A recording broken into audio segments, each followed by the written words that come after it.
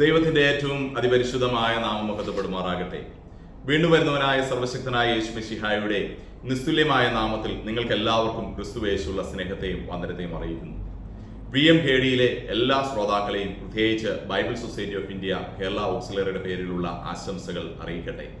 പ്രത്യേകിച്ച് ഈ നോമ്പ് കാലഘട്ടങ്ങളിൽ ഇപ്രകാരം ഒരു വീഡിയോയിലൂടെ നിങ്ങളുമായിട്ട് അടുത്തു വരുവാനായിട്ട് അവസരമൊരുക്കിയ ദൈവത്തിനും പ്രത്യേകിച്ച് അതിന് മുഖാന്തരമായി തീർന്ന VMKDയുടെ പ്രധാനപ്പെട്ട ഒരാളായിട്ടുള്ള റേ സാറിനോടുമുള്ള നന്ദി അറിയിക്കുന്നു. ഈ നോമ്പിന്റെ കാലഘട്ടങ്ങളിൽ ചാമ്പൽ ബുധനാഴ്ച മുതൽ നമ്മൾ ആരംഭിച്ച പല ധ്യാനങ്ങളും ഇതിനോടകം നമ്മൾ ശ്രമിച്ചു കഴിഞ്ഞു. അതുകൊണ്ട് ചാമ്പൽ ബുധനെ കുറിച്ചോ അങ്ങനെയുള്ള കാര്യങ്ങളെക്കുറിച്ചോ ഒന്നും പറയുവാനായിട്ട് ഞാൻ ഈ അവസരം വിനിയോഗിക്കുന്നില്ല. മറിച്ച് നമുക്ക് വളരെ ഫെമിലിയർ ആയിട്ടുള്ള ഒരു പാസേജ് വായിച്ച് ഇന്നത്തെ ചിന്തകളിലേക്ക് പ്രവേശിക്കുവാനായിട്ട് ആഗ്രഹിക്കുകയാണ് ചെയ്യുന്നത്. യെശയ്യാ പ്രവാചകന്റെ പുസ്തകം 40-ാമത്തെ അധ്യായം 30-31 വാക്യങ്ങൾ. ബാല്യക്കാർ ക്ഷീണിച്ചു തളർന്നു പോകും, യൗവനക്കാരും ഇടറി വീഴും. എങ്കിലും യഹോവയെ കാത്തിരിക്കുന്നവർ ശക്തിയെ പുതുക്കും. അവർ കഴുകന്മാരെ പോലെ ചിറകടിച്ചു കയറും. അവർ തളർന്നു പോകാതെ ഓടുകയും ക്ഷീണിച്ചു പോകാതെ നടക്കുകയും ചെയ്യും. ഈ നോമ്പ് കാലഘട്ടങ്ങൾ നമുക്ക് വളരെ സുപരിചിതമായിട്ടുള്ള വാക്കുകളാണ്. Renewal, repentance and reconciliation. ഈ 3 വാക്യങ്ങൾ നമുക്ക് വളരെ ഫെമിലിയർ ആണ്. എങ്കിലും ഓരോ പ്രാവശ്യവും ദൈവത്തിന്റെ വചനം കേൾക്കുമ്പോൾ നമുക്കത് പുതുക്കം നൽകുന്നത് കൊണ്ട് ഈ വേദഭാഗത്തിൽ നിന്ന് ആരംഭിക്കുവാനായിട്ട് ആഗ്രഹിക്കുകയാണ്. നോമ്പ് കാലഘട്ടം ഏതൊരു വ്യക്തിയെക്കുറിച്ചും ചിന്തിക്കുമ്പോൾ ഒരു സ്പ്രിംഗ് സീസൺ ആയിട്ട് നമുക്ക് മനസ്സിലാക്കുവാനായിട്ട് സാധിക്കുന്നു. യഹോവയെ കാത്തിരിക്കുന്ന ഒരു അനുഭവം നമ്മുടെ ജീവിതത്തിലെ വരണ്ട നിലങ്ങളൊക്കെ തഴച്ച് വളരുകയും ഫലഭൂയിഷ്ഠതയുള്ളതായിട്ട് മാറുകയും ചെയ്യുന്ന ഒരു അനുഭവമായിട്ട് കാണുവാനായിട്ട് കഴിയും. ഇവിടെ യെശയ്യാ പ്രവാചകന്റെ പുസ്തകത്തിൽ പറയുന്ന ഒരു കാര്യമുണ്ട്.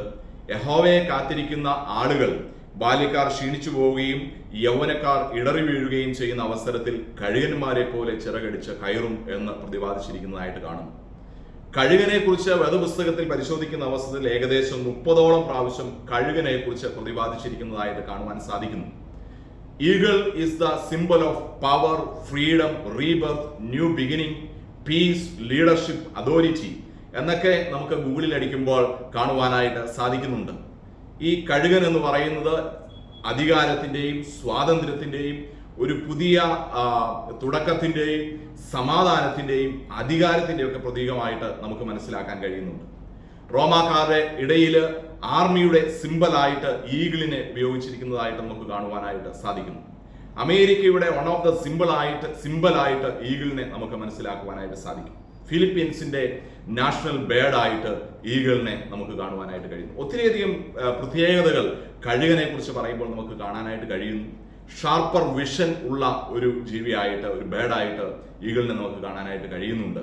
കാരണം അതിൻ്റെ ആ ഒരു രീതി, ശരീരത്തിന്റെ രൂപഭംഗിയൊക്കെ നമ്മൾ മനസ്സിലാക്കുന്ന അവസരത്തിൽ കഴുകന്റെ കണ്ണ് അതിന്റെ ശരീരത്തിന്റെ ഒരു 50% കവർ ചെയ്യുന്നതായിട്ട് മനസ്സിലാക്കുവാനായിട്ട് സാധിക്കുന്നു. തലയും കണ്ണും എല്ലാം കൂടെ. അപ്പോൾ മറ്റുള്ള ഏത് പക്ഷിയെ കഴിഞ്ഞും വളരെ ഷാർപ്പായിട്ടുള്ള ഒരു വിഷനുള്ള കഴുകനെ നമുക്ക് മനസ്സിലാക്കുവാനായിട്ട് കഴിയുന്നു. 5 കിലോമീറ്റർ അകലെയുള്ള ഏത് ഇരയെയും വളരെ സൂക്ഷ്മ ദൃഷ്ടിയോടുകൂടി കാണുവാനായിട്ട് കഴുകന് കഴിയും. നമ്മുടെ ജീവിതത്തിലും ഇപ്രകാരമുള്ള ഒരു കഴുകൻ ഷാർപ്പ് വിഷൻസ് ഈ നാളുകളിൽ ദൈവം തരുവാനായിട്ട് നമുക്ക് ദൈവത്തോട് പ്രാർത്ഥിക്കാം.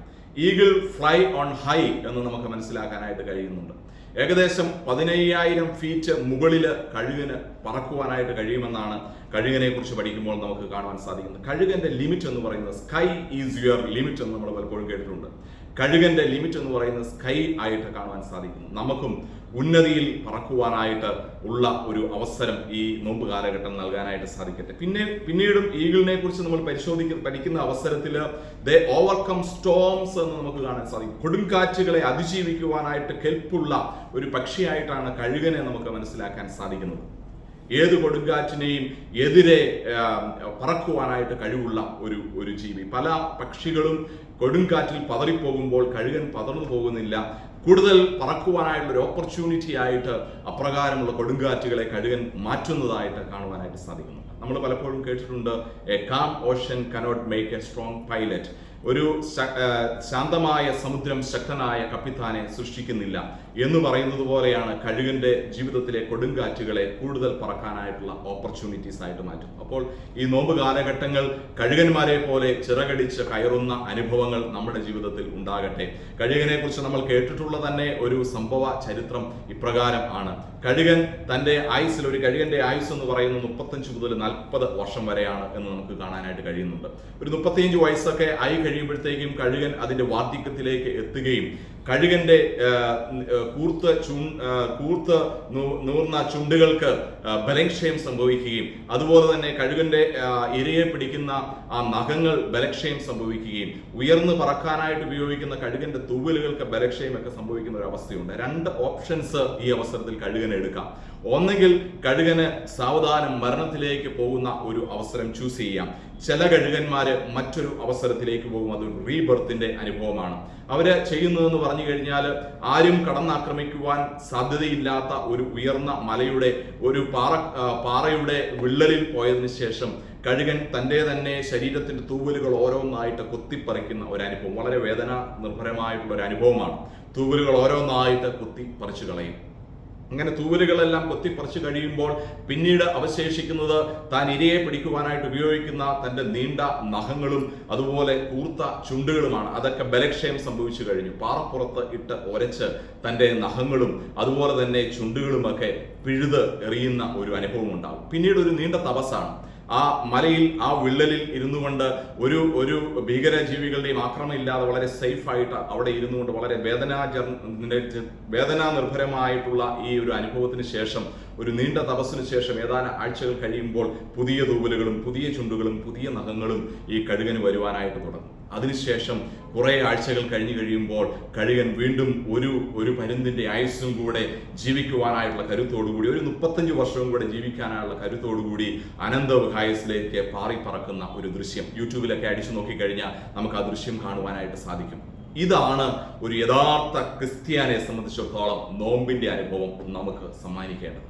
കഴുകന്മാരെ പോലെ പുതുശക്തി പ്രാപിച്ചുകൊണ്ട്, ദൈവത്തിന്റെ പരിശുദ്ധാത്മാവിന്റെ അഭിഷേകം പ്രാപിച്ചുകൊണ്ട് ഈ ലോകത്തെ എന്തിനേയും തരണം ചെയ്യാൻ, ഈ ലോകത്തെ കൊടുങ്കാറ്റുകളെ തരണം ചെയ്യുവാൻ, ഈ ലോകത്തെ കഷ്ടതകളെ ഓവർകം ചെയ്യുവാനായിട്ട് ഇങ്ങനെ വീണ്ടും ക്രിസ്തുവിന്റെ ഒരു അംബാസഡറായിട്ട് ഈ ലോകത്ത് ജീവിക്കാനുള്ള പുതുശക്തി ഈ നാളുകളിൽ നമ്മൾ പ്രാപിക്കുകയാണ് ചെയ്യുന്നത്.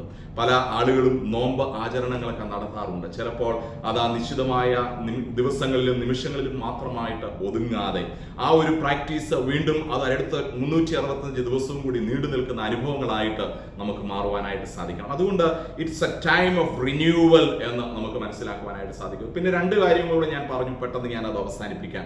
രണ്ടാമത്തെ വാക്ക് ഞാൻ പറയുവാനായിട്ട് ഇടയായി തീർന്നത് റെക്കൺസിലിയേഷൻ എന്നുള്ള ഒരു വാക്കാണ്. റെക്കൺസിലിയേഷൻ നമ്മുടെ ജീവിതത്തിൽ ഉണ്ടാകേണ്ടത് ഈ നോമ്പിന്റെ ഒരു അനുഭവമായിട്ട് മാറണം. റെക്കൺസിലിയേഷൻ എവിടെയൊക്കെയാണ് ഉണ്ടാകേണ്ടത്?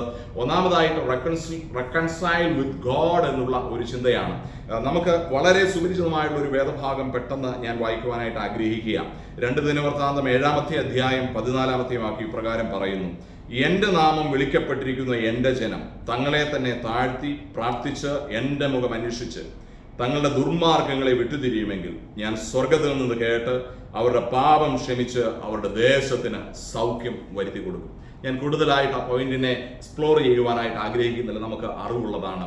ദൈവവുമായിട്ട് ഉള്ള ഒരു റെക്കൺസിലിയേഷൻ ആണ് ഒരു ദൈവ പൈതലിന്റെ ജീവിതത്തിൽ ആദ്യമായിട്ട് ഉണ്ടാകേണ്ടത്. ഒരു നിരപ്പ് പ്രാപിക്കുവാനായിട്ട് ഇടയായിത്തീരണം. പ്രാർത്ഥനയിലൂടെയും ദൈവവചന ധ്യാനത്തിലൂടെയും കർത്താവ് ദൈവവചനത്തിലൂടെ നമ്മളോട് പറയുന്നത് കേൾക്കുന്നതിലൂടെയും അത് ജീവിതത്തിൽ പ്രമാണിക്കുന്നതിലൂടെയും ഒക്കെയാണ് ഇത് നമുക്ക് സാധ്യമായിട്ട് തീരുന്നത്. പ്രിയമുള്ളവരെ, ഈ നോമ്പ് കാലഘട്ടങ്ങൾ ദൈവവചനം കൂടുതൽ വായിക്കാനായിട്ട്, കർത്താവ് പറയുന്നത് കേൾക്കാനായിട്ട്, അതുപോലെ കർത്താവ് പറയുന്നത് ചെയ്യുവാനായിട്ട്, കൂടുതൽ പ്രാർത്ഥനയ്ക്കും കൂടുതൽ ആരാധനയ്ക്കും അതുപോലെ തന്നെ പേഴ്സണൽ പ്രയറിനുമൊക്കെയുള്ള അനുഭവങ്ങൾ നമ്മുടെ ജീവിതത്തിൽ ഉണ്ടാക്കിയെടുക്കുവാനായിട്ട് സാധിക്കണം. അത് ദൈവമായുള്ള ഒരു അനുരഞ്ജനത്തിന്റെ, കർത്താവിൽ നിന്ന് അകന്നാണ് ഞാനും നീയും സഞ്ചരിക്കുന്നതെന്ന് തോന്നുന്നുവെങ്കിൽ ഒന്ന് റീതിങ്ക് ചെയ്യുവാനായിട്ട്, ഒന്ന് മടങ്ങി വരുവാനായിട്ട്. പലപ്പോഴും നമ്മൾ കേട്ടിട്ടുണ്ട്, come back to the word of God, come back to our forefathers faith, come back to God എന്നൊക്കെയുള്ള ചിന്തകൾ നമ്മൾ കേട്ടിട്ടുണ്ട്. അതുകൊണ്ട് പൂർവികരുള്ള വിശ്വാസത്തിലേക്ക്, അതുപോലെ തന്നെ ദൈവവചനത്തിലേക്ക്, അൾട്ടിമേറ്റ് ആയിട്ട് ദൈവത്തിലേക്ക് തന്നെ മടങ്ങി വരുവാൻ, അതിന് ഈ റെക്കൺസിലിയേഷൻ പ്രോസസ്സ് നമുക്ക് ആവശ്യമാണ്. ദൈവവുമായിട്ട് ചേർന്ന് നടക്കാനായിട്ട്, ദൈവത്തോട് കൂടെ നടന്ന അനേക ഭക്തന്മാരെ കുറിച്ച് നമുക്ക് വേദപുസ്തകത്തിൽ കാണാം. ദൈവത്തോട് കൂടെ നടക്കുമ്പോൾ ദൈവ ശബ്ദം കേൾക്കാനും ദൈവം പറയുന്നത് ചെയ്യുവാനായിട്ട് നമുക്ക് സാധിക്കും. അതുകൊണ്ട് റെക്കൺസൈൽ വിത്ത് ഗോഡ് എന്നുള്ളത് വളരെ പ്രധാനപ്പെട്ട ഒരു ചിന്തയായിട്ട് ഈ നോമ്പ് കാലഘട്ടങ്ങളിൽ നമുക്ക് നെഞ്ചിലേറ്റുവാനായിട്ട് ഇടയായിട്ട് തീരട്ടെ. പിന്നീട് നമുക്ക് കാണുവാനായിട്ട് സാധിക്കുന്നു റെക്കൺസൈൽ ഈച്ച് അതർ എന്നുള്ള ഒരു ചിന്ത വളരെ പ്രധാനപ്പെട്ട ഒരു കാര്യം തന്നെയാണ്.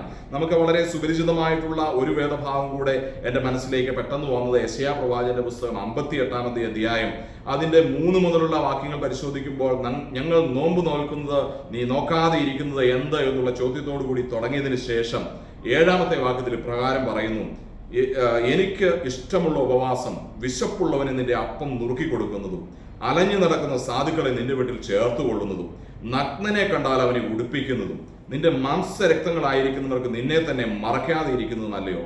അപ്പോൾ നിന്റെ വെളിച്ചം ഉഷസ് പോലെ പ്രകാശിക്കും. ഈ വേദഭാഗം നമ്മൾ പല പ്രാവശ്യം പ്രസംഗിക്കുകയും കേൾക്കുകയും ധ്യാനിക്കുകയും ഒക്കെ ചെയ്തിട്ടുള്ള ആയതുകൊണ്ട് അതിന്റെ കോണ്ടസ്റ്റിലേക്ക് ഒന്നും പോകുവാനായിട്ട് ഞാൻ ആഗ്രഹിക്കുന്നില്ല. സിമ്പിളായിട്ട് പറഞ്ഞാൽ, rebuild all broken relationship in our life. നമ്മുടെ ജീവിതത്തിലെ ശിഥിലമായി കിടക്കുന്ന എല്ലാ ബന്ധങ്ങളെയും ഒന്ന് റീബിൽഡ് ചെയ്യുന്ന ഒരു അനുഭവമാണ്. അതാണ് മറ്റുള്ളവരുമായുള്ള ബന്ധത്തിലുള്ള റെക്കൺസിലിയേഷൻ. അത് എവിടെ നിന്നാണ് തുടങ്ങേണ്ടത്? നമ്മുടെ ഭവനത്തിൽ നിന്ന് തന്നെ തുടങ്ങാനായിട്ട് സാധിക്കും. ഏത് കാര്യവും ഭവനത്തിൽ നിന്ന് തുടങ്ങി അങ്ങേയറ്റം വരെ പോകുന്ന ഒരു അനുഭവമാണ് ഉണ്ടാകേണ്ടത്. നമ്മുടെ ഭാര്യ ഭർത്തൃ ബന്ധങ്ങളിൽ തുടങ്ങി, കുഞ്ഞുങ്ങളിലേക്ക് തുടങ്ങി, നമ്മുടെ ഇല്ലോസിലേക്ക് അത് നീണ്ട്, നമ്മുടെ അയൽവാസികളിലേക്ക് നീണ്ട്, സമൂഹത്തിലേക്കും സഭയിലേക്കും ഈ ലോകത്തിലേക്കും തന്നെ ഒരു റെക്കൺസിലിയേഷൻ്റെ ഏജന്റായിട്ട് ഈ സമൂഹത്തിൽ വർദ്ധിക്കാനായിട്ട് കർത്താവ് നമ്മളെ കുറിച്ച് ആഗ്രഹിക്കുകയാണ്. ഈ നോമ്പ് കാലഘട്ടങ്ങളിൽ ചില ബന്ധങ്ങളൊക്കെ നമുക്ക് പുനഃസ്ഥാപിക്കേണ്ടതായിട്ട് ഉണ്ട്. അതൊക്കെ ഒന്ന് റീബിൽഡ് ചെയ്യുവാനായിട്ടൊരു ശ്രമം എടുക്കാം. കർത്താവ് പറയുന്നുണ്ട്, നീ നിന്റെ വഴിപാടുമായിട്ട് ദൈവതിരുസന്നിധിയിൽ വരുമ്പം നിന്റെ സഹോദരന് നിന്നോട് എന്തെങ്കിലും ഉണ്ടെന്ന് നിനക്ക് തോന്നിയാൽ നീ അത് അവിടെ വെച്ച് ആദ്യം ചെന്ന് നിരപ്പ് പ്രാപിക്കുക. ഈ നോമ്പ് കാലഘട്ടങ്ങൾ അപ്രകാരം ശീലിക്കുവാനായിട്ട് ഓരോ ദിവസവും ശീലിക്കുവാനുള്ള ഒരു പ്രാക്ടീസ് ആയിട്ട് നമുക്ക് ഏറ്റെടുക്കുവാനായിട്ട് ഇടയായിത്തീരണം. അങ്ങനെ ആകുമ്പം തീർച്ചയായിട്ടും നമ്മുടെ ജീവിതം പുഷ്പളവും അനുഗ്രഹവുമായിട്ട് തീരുവാനായിട്ട് നമുക്ക് ഇടയായിട്ട് തീരും. പ്രിയമുള്ളവരെ, നമ്മുടെ കുടുംബ അംഗങ്ങളെയൊക്കെ ഒന്ന് വിസിറ്റ് ചെയ്യുവാൻ, നമ്മുടെ മാതാപിതാക്കന്മാർ ദൂരത്താണെങ്കിൽ അവരെ ഒന്ന് ചേർത്ത് പിടിക്കാൻ, അവരെ ഒന്ന് വിസിറ്റ് ചെയ്യുവാൻ, നമ്മുടെ സുഹൃത്തുക്കളെ ഒന്ന് വിസിറ്റ് ചെയ്യുവാൻ, ഇതൊക്കെ ഇങ്ങനെയുള്ള ഒരു റീബിൽഡിങ് റിലേഷൻഷിപ്പ് അത് നമുക്ക് ഇടയായിത്തീരണം. അതാണ് ഈ റെക്കൺസിലിയേഷൻ വിത്ത് ഈച്ച് അതർ എന്നുള്ള ഒരു ചിന്തയിലൂടെ എനിക്ക് പറയാനായിട്ടുള്ളത്. അങ്ങനെ ആയി കഴിയുമ്പോൾ മൂന്നാമത് സംഭവിക്കുന്ന ഒരു കാര്യമാണ് forgiveness of God എന്നുള്ള ഒരു ചിന്ത. It is a divine movement to human being എന്ന് നമുക്ക് കാണുവാനായിട്ട് സാധിക്കുന്നുണ്ട്. ആദ്യത്തെ ഒരു മൂവ്മെന്റ് എന്ന് പറയുന്നത് movement towards God, then movement to the brothers and sisters എന്നുള്ളതാണ് റെക്കൺസൈൽ ഈച്ച് അതർ എന്ന് പറയുന്നത്. ഇത് രണ്ടും സ്വായത്തമാക്കി കഴിയുമ്പോൾ ദൈവത്തിന്റെ ഒരു മൂവ്മെന്റ് നമ്മളിലേക്ക് ഉണ്ടാകാനായിട്ട് ഇടയായിത്തീരും. അതാണ് ദ forgiveness of God എന്ന് പറയുന്നത്.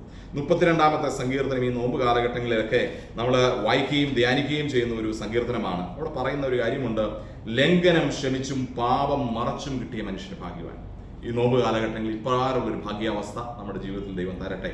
5-ാമത്തെ വാക്യത്തിൽ പറയുന്നു, ഞാൻ എൻ്റെ പാപം നിന്നോട് അറിയിച്ചു, എൻ്റെ അകൃത്യം മറച്ചതുമില്ല, എൻ്റെ ലംഘനങ്ങളെ യഹോവയോട് ഏറ്റുപറയുമെന്ന് ഞാൻ പറഞ്ഞു, അപ്പോൾ നീ എൻ്റെ പാപത്തിൻ്റെ കുറ്റം ക്ഷമിച്ചു തന്നു.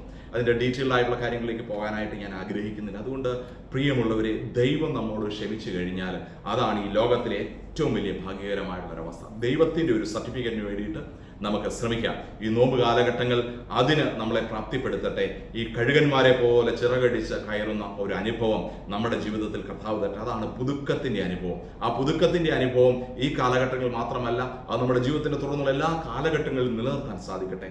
അങ്ങനെ ആകുമ്പോൾ തീർച്ചയായിട്ടും റെക്കൺസൈൽ വിത്ത് ഗോഡ്, ദൈവവുമായിട്ട് അനുരഞ്ജനപ്പെടുവാൻ, മറ്റുള്ളവരിലേക്ക് ആ അനുരഞ്ജനത്തിൻ്റെ ശാഖകൾ നമുക്ക് വികസിപ്പിക്കുവാനായിട്ട് വശങ്ങളിലേക്ക് വളരുന്ന അനുഭവം ഉണ്ടാകാനായിട്ട് ഇടയായിത്തീരും. അങ്ങനെയാകുമ്പോൾ കർത്താവ് നമ്മളോട് ക്ഷമിച്ച് കർത്താവ് നമ്മളെ ചേർത്ത് പിടിക്കാനായിട്ട് ഇടയായിത്തീരും. ഈ നോമ്പ് കാലഘട്ടങ്ങൾ പലതും നമ്മൾ വർജിക്കുമ്പോൾ ചില വർജനങ്ങൾ ഒക്കെ ഒരു പക്ഷേയെങ്കിൽ വെറും ആചാരങ്ങളായിട്ട് മാത്രം അവസാനിപ്പിക്കാതെ അത് ആക്ഷനിലേക്ക് കൊണ്ടുവരുവാനായിട്ട് നമുക്ക് ഇടയായിത്തീരട്ടെ.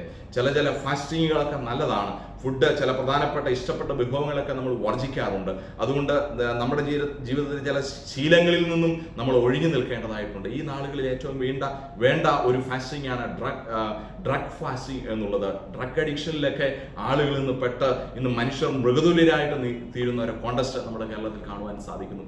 അതിൽ നിന്നൊരു ഫാസ്റ്റിംഗ് നമുക്ക് ഉണ്ടാകുവാനായിട്ട് സാധിക്കണം. അങ്ങനെ ഒരു ഫാസ്റ്റിംഗ് ഈ 40 ദിവസക്കാലം നമ്മൾ ആർജിച്ച് എടുത്തു കഴിയുമ്പോഴത്തേക്കും തീർച്ചയായിട്ടും അത് മുന്നോട്ടുള്ള ദിവസങ്ങളിൽ നമുക്കതൊരു പ്രാക്ടീസാക്കി മാറ്റുവാനായിട്ട് ഇടയായിട്ട് തീരും. അതുപോലെ തന്നെ ഡിജിറ്റൽ ഫാസ്റ്റിംഗ് എന്ന് പറയുന്നത് വളരെ പ്രധാനപ്പെട്ട ഒരു കാര്യമാണ്. ഇന്നെല്ലാവരും മൊബൈൽ ഫോണിനും ഫേസ്ബുക്കിനും അതുപോലെ തന്നെ വാട്സപ്പിനും ഷോർട്സിനുമൊക്കെ ഗെയിംസിനുമൊക്കെ അഡിക്റ്റ് ആയിട്ട് തീരുന്നുണ്ട്.